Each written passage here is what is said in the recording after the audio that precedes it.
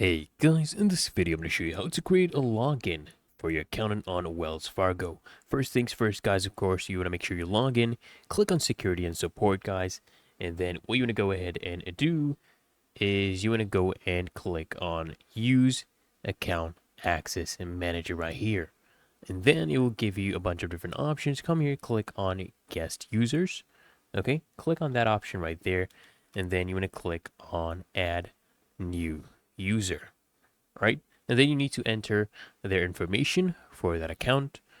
Really easy and simple. Enter their first name, their last name, their email address, and the username of that company or that account. Really easy and simple.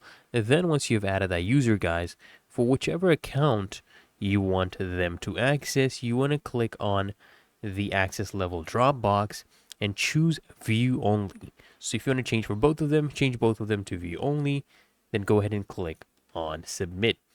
And then what you want to do, guys, is you need to go ahead and choose the phone number that they will send a one-time verification code to. Okay, select your mobile number, and then you want to go ahead and enter the code you'll receive, click on continue, and then you would have authenticated all of the changes and verified yourself.